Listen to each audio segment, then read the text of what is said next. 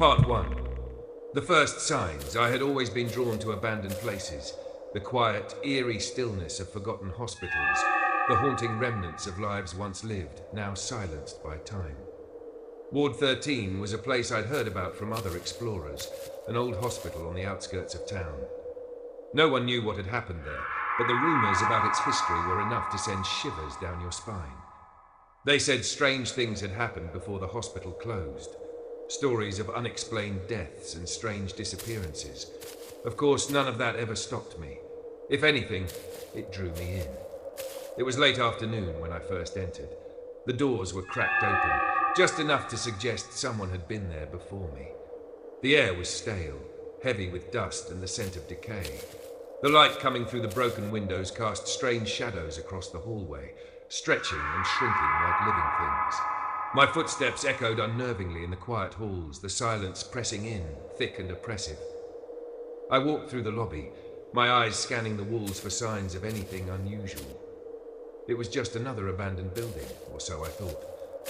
I could feel the hairs on the back of my neck stand up. A strange chill ran down my spine. I couldn't tell if it was just the draft or something else, a feeling, something deeper gnawing at the edges of my thoughts. I shrugged it off. It was nothing. Just the usual eerie atmosphere that came with exploring places like this. But as I made my way further into the hospital, I started to feel it. The quiet, the stillness. It was oppressive, as if something was watching, waiting. My flashlight flickered slightly, casting a jittery glow on the walls. And then I saw it. Movement. A shadow, shifting just out of my direct line of sight, sliding across the wall. I froze. Was it my imagination? Or had I really seen something? I walked a bit faster, trying to ignore the creeping feeling of being followed. The hair on my arms was standing up now, and my heartbeat had picked up a few beats, but I kept walking. If I let it get to me, I'd leave. I wasn't about to let some flickering shadow scare me off. I moved deeper into the building, into the heart of the hospital, where the walls seemed to close in. That's when the sounds began, subtle at first. Footsteps, almost like someone walking just behind me. I turned, quickly, but the hallway was empty. Nothing but dust and cracked tile. I tried to convince myself it was just the wind, but then I heard it again. This time, a low creak, like something shifting, something moving in the darkness. I stepped forward cautiously, trying to make sense of it. The place was empty. It had to be. I wasn't the only one here, I reassured myself. But that feeling, the feeling of being watched, was getting stronger with every step I took. Part 2. The growing tension. I paused in front of a set of double doors, the kind that probably once led to some important area of the hospital. The glass was cracked, the frames were rusted, but there was something strange about them.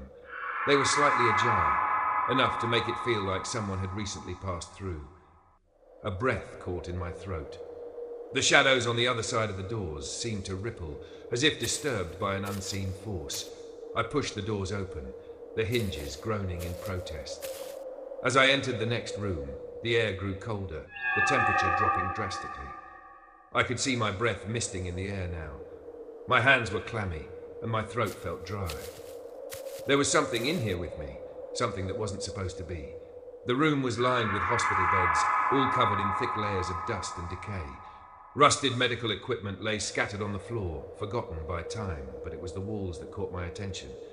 In the dim light of my flashlight, I could see strange, faded marks. Handprints. Handprints smeared in something dark. They weren't there the last time I checked. I stepped closer, inspecting the strange stains. They didn't look like normal dust or dirt. They looked fresh. I felt my stomach churn. It was as though the room itself had a pulse. Something was very wrong. I turned back, but that's when I heard it again. Footsteps. Clearer this time. They echoed, deliberate and slow, just behind me. The cold air on the back of my neck intensified. I whipped around, shining my flashlight in every direction, but there was nothing. No one. Just the desolate remains of the hospital. My heartbeat hammered in my chest. I wasn't alone. I knew I had to leave. The dread was suffocating now. Every instinct told me to turn and run, but there was something more that held me there. Something compelling me to stay just a little longer. And then I saw it. In the corner of the room, near the farthest bed, a shadow shifted. It was unmistakable this time, the shape of a person. I froze. My breath caught in my throat.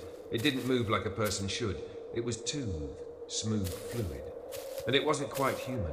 It was a figure, a shadow, darker than the rest, standing perfectly still, watching. I didn't know what to do. My feet felt glued to the floor. The figure didn't move, but I could feel its presence, heavy and oppressive. It was there. I wasn't imagining it. And then it was gone. Gone, just like that. I stumbled back, my flashlight shaking in my hand. The room had never felt colder. It was as if the temperature had dropped to freezing in mere seconds. My thoughts were spinning. What had I just seen? Was I losing my mind, or had I really witnessed something I shouldn't have? I needed to get out. Part 3, the final discovery. I had turned and started to make my way back through the hallway when the floor creaked under my feet. A loud sound, as if something had shifted in the building, something heavy. It wasn't the wind. There was no breeze in this place. I could feel my anxiety creeping higher, like a living thing crawling up my spine. I quickly turned the corner into the main hallway and noticed something odd. A door that hadn't been opened before. It was ajar, just like the others, but this one was different. It wasn't part of the normal layout of the hospital. I had seen this part of the building before. It was sealed, locked. My heart raced as I stepped toward the door, unable to stop myself. The air felt thicker here, suffocating. I pushed it open, the door scraping against the floor with an agonizing screech. Inside was a small storage room, old, dusty, filled with nothing but abandoned medical supplies and broken furniture. But then my flashlight caught something on the floor, something out of place. It was a notebook, worn and battered, as if it had been there for years. I bent down and picked it up, flipping through the pages. The handwriting was frenzied, frantic. The entries were disjointed, filled with half sentences, scribbled notes that made no sense. And then I saw it, one sentence repeated over and over. They're watching. My hand trembled as I turned the pages. The same phrase again and again. A cold chill ran down my spine. I dropped the notebook, backing away from the room, the walls feeling like they were closing in around me. The floor beneath my feet felt unstable, like I was walking on something that wasn't solid anymore. I ran. I didn't look back. I never wanted to step foot in that place again. But as I made my way to the exit, a final thought haunted me. Had I really left? Or was I still being watched?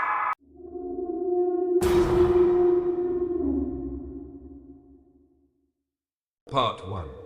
The Allure of the Abandoned. It was a quiet Saturday when I first heard about the old hospital. I had been exploring abandoned places for years, so the moment I heard about it from a friend, I couldn't resist. This hospital had been closed for decades, but its past was notorious. It had once been a medical hub, specializing in post-surgical recovery, but rumors of unethical medical practices and unexplained deaths had plagued its history. It was said to be haunted, though I didn't fully believe in that. I was drawn by the history, by the decay, and by the allure of something no one dared to touch anymore. I gathered a few friends, a group of fellow urban explorers, and we made our way to the hospital in the dead of night. The building loomed in front of us, its silhouette stark against the moonlit sky. Broken windows stared back at us like empty eyes.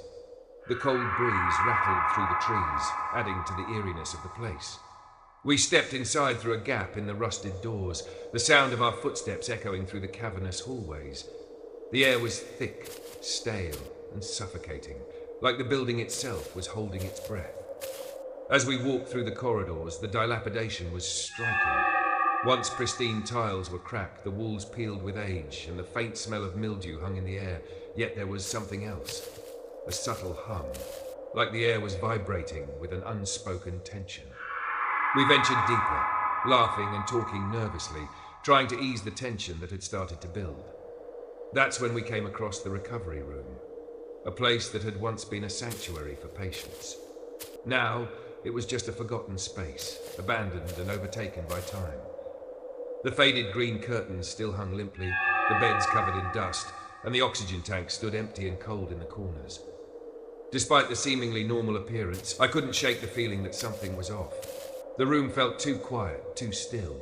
I noticed a faint draft, even though there were no broken windows nearby. And then it hit me, the distinct smell of antiseptic. Not the usual smell of decay and dust that filled the air, but a sharp, clinical scent. It was as if the room had never been abandoned at all. I could hear my friends joking around behind me, but I couldn't focus on their voices. Something was drawing me to the far corner of the room, near the bed closest to the window. A chair, an old plastic chair, sat facing the bed. There was something odd about the way it was positioned, angled just slightly towards the window, as if someone had been watching out. A flicker of unease crawled up my spine. I told myself I was just imagining things, but the more I looked, the more the room seemed wrong. I tried to shake off the feeling and moved further in, trying to dismiss it. But then I heard it. A sound, soft at first, but distinct. A soft click, like something shifting, something heavy moving on its own. I whipped around, my heart racing. No one was near me. My friends were still by the door, not even paying attention. The air felt thick now, unnaturally so, and I had a sudden, sharp urge to leave. I felt like the walls were pressing in on me. But that's when I saw it. A figure, faint but undeniable, standing in the corner of the room where the bed once had a patient. The figure was dark, formless, almost blending into the shadows. I blinked and rubbed my eyes, but when I looked again, it was still there. It was tall, unnaturally so, with no clear shape except for a vague outline. It had a presence, a heaviness, like it was watching me very intently. My heart thudded in my chest. I wanted to run, to yell for my friends, but my body was frozen, as if my limbs had forgotten how to move. The figure didn't move, it just stood there, unwavering, watching. And then the temperature dropped. I could feel the cold creeping into my bones, sharper than anything I had ever experienced. It was like I had been submerged in ice water, the chill so biting it made it difficult to breathe. "Guys, we need to leave," I finally managed to say, my voice trembling. Part 2, the descent into fear. The moment I spoke, my friends turned to look at me, their laughter cutting off abruptly. They didn't see the figure, of course. They didn't feel what I was feeling. All they could sense was the sudden shift in my demeanor, the panic in my voice. "What's wrong?" one of them asked, confused. I couldn't even explain it. How could I? How could I tell them that I had seen something that didn't belong in that room? They probably wouldn't believe me. But as much as I wanted to turn and leave, my curiosity pulled me back. I had to know what I was dealing with. I moved toward the figure cautiously, my flashlight trembling in my hand. I tried to speak, to make myself heard, but the words were caught in my throat. The room was suffocating now, the silence heavy and unnatural. My friends had started to walk over, sensing the tension, but still unaware of what I had seen. The figure didn't move. It just remained there, a shadow in the corner of my vision. I felt the air around me pulse with something darker, colder, and then the lights flickered. It was subtle at first, but the power in the building was clearly unreliable. The overhead lights buzzed and flickered, casting the room into a disorienting state of shadow and light. The flicker illuminated the figure for a fraction of a second. In that brief moment, I saw it more clearly. The shape wasn't human. It wasn't even an outline. It was more like a shadow, stretched and warped, as if it was trying to force itself into the shape of a person, but couldn't quite make it. It moved, ever so slightly, like it was adjusting its position. And in that moment, the air became so thick with tension, I felt like I couldn't breathe. A deep chill ran through me, and I started to back away, slowly, my body on high alert. My friends still hadn't noticed.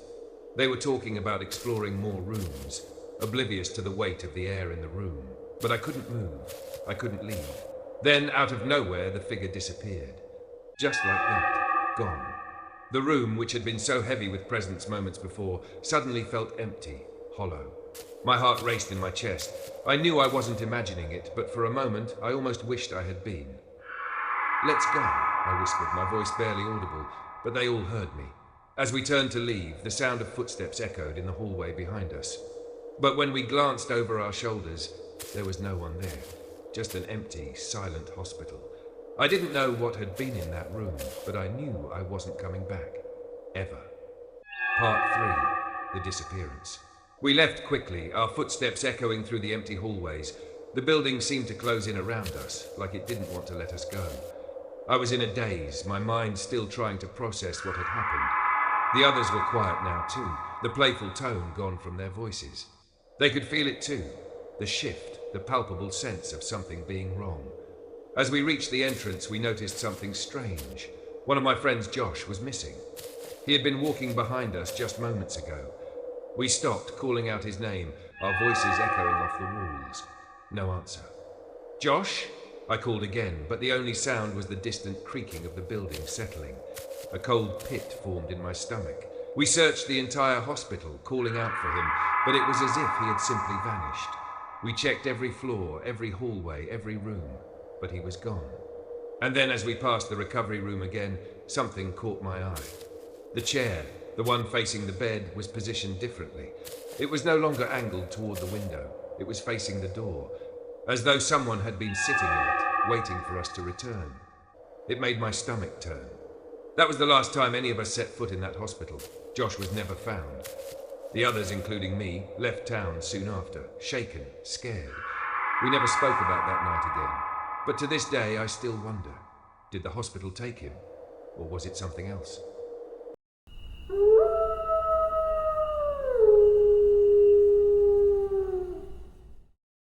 Part 1. The Forbidden Hospital. It was supposed to be just another exploration. I had visited abandoned hospitals before, but this one was different.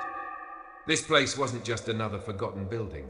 It had a history, a dark history. Dr. Blackwell had been its most famous resident, or rather, its most infamous surgeon. His reputation in the medical community was anything but pristine. He was known for his controversial experiments, performing surgeries on patients who were often already deemed beyond recovery. Some said his methods were unethical. Others whispered that he believed in experimenting with the dead. The hospital had been shut down years ago, but the rumors surrounding Dr. Blackwell's legacy never died. People said his ghost still haunted the corridors, still sought something or someone to finish his unfinished work. But as always, I was intrigued. I had to see it for myself. So, I gathered my gear, some friends, and made plans to visit the hospital after dark. The building stood ominously on the outskirts of town, its crumbling brick walls looming in the moonlight. A cold breeze pushed through the broken windows, making the building groan in protest. We slipped through the main entrance, the door creaking open, the sound echoing through the empty halls. The air inside was thick with dust, and the scent of old, stale hospital linens lingered, despite the years of abandonment. The building felt alive in a way that made my skin crawl. Every step we took seemed to disturb the silence, like the hospital itself was waking up from a long sleep. We moved cautiously, our flashlights cutting through the dark. The hallways were lined with old, rusted equipment, beds with broken frames, discarded surgical tools, and papers that had long since turned yellow with age. But the deeper we went, the more uneasy I felt. There was a presence here, something unexplainable. And then we reached the surgery wing. It was as if the air had changed. It felt colder, more oppressive. The dim glow of our flashlights revealed walls covered in peeling paint and rusted medical equipment, but there was something off about it. The room felt alive. But it wasn't the kind of life that you welcomed. It was something darker. I could feel it then, the weight of the building pressing down on me. The closer I got to the surgical theatre, the stronger the sensation of being watched became. It was as if someone was standing just behind me, their presence so close that it almost made it hard to breathe. Then I heard it, a whisper, barely audible but unmistakable. Leave. Part 2, the sensation of being watched. I froze in place, my heart skipping a beat. The whisper had come from nowhere, but it was there, clear as day. It felt as if the words were wrapped around me, encircling me in the cold, damp air. I turned quickly, expecting to see one of my friends standing behind me. But there was no one. The hallway was empty. Still, the weight in the air lingered, a heavy presence pressing down on me. I swallowed hard, trying to shake off the feeling. It was just the isolation of the place, I told myself. Abandoned buildings had a way of messing with your head. I was just hearing things, but the whisper echoed in my mind, refusing to leave. I turned back toward the surgical theatre and hesitated at the threshold. The room was in complete disarray, tools scattered across the floor, the remnants of old surgical drapes lying in corners, and a large operating table standing eerily still at the center of the room. But something about the table unsettled me. The shadows around it seemed deeper than they should have been. and in the dim light, it almost appeared like the table was wet. I took a step closer, my flashlight flickering, casting long shadows across the room. As I stepped into the room, I noticed something strange. There, on the floor near the operating table, was an old, yellowing journal. I knelt to pick it up, my hands trembling slightly. The journal was thick, its pages yellowed and frayed at the edges, but as I opened it, I saw the unmistakable scrawl of Dr. Blackwell's handwriting. The entries were disturbing, to say the least. Descriptions of surgeries, each more grotesque than the last, mixed with ramblings about immortality and the pursuit of perfection. But it was the last entry that caught my attention. The writing was erratic, frantic. The work is not finished. The body is not yet complete. I felt a chill run down my spine as I read the words. A sense of dread filled me. This wasn't just some old journal. It was a message, a warning. Something had happened here. Something that had never been fully resolved. And in that moment, I knew I wasn't alone. A sudden noise behind me made me whirl around. My flashlight illuminated nothing but the empty room, but I felt it. Someone was there, standing just outside the beam of light. My breath caught in my throat. The temperature in the room dropped, the chill biting into my skin. It was as if the very walls of the hospital were closing in around me. Then I heard it again. That whisper. This time louder, more urgent. Leave now. I took a step back, my heartbeat pounding in my chest. My friends were already on edge, their nervous chatter echoing down the hallway. I turned to them, my voice barely a whisper. We need to go.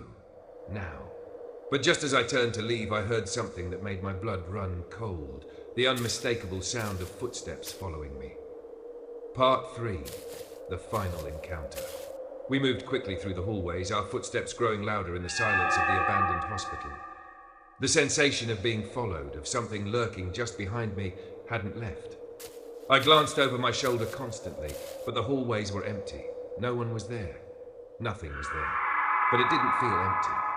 It felt like the entire building was awake, watching, waiting. As we reached the exit, I felt a strange pull to the left, toward a narrow staircase that led to the lower floors. Something deep inside me told me to stay away, that this wasn't a place I should be. But I couldn't ignore it. My feet moved on their own, pulling me toward the stairs as if I were being guided by an unseen hand. The others didn't notice at first. They were too focused on getting out, on leaving this place behind. But I had to see it for myself. I had to know. I descended the stairs, the air growing colder with each step, until I reached the lowest level of the hospital. The hallway was pitch black, the faint light of my flashlight casting long, eerie shadows against the walls. As I walked further, I noticed something on the floor. A trail of something dark, something thick. Blood? No, it didn't seem quite right. It was too dark, too sticky. But the smell, it was unmistakable. The faint, metallic scent of blood. I followed the trail, my mind racing, until I came upon a small room at the end of the hallway. The door was ajar, and as I pushed it open, I saw the most chilling sight of all. There, in the center of the room, stood a figure. A man, dressed in an old surgical gown, his face obscured by shadows. His posture was stiff, unnaturally so, as if he had been standing there for years, waiting for something or someone.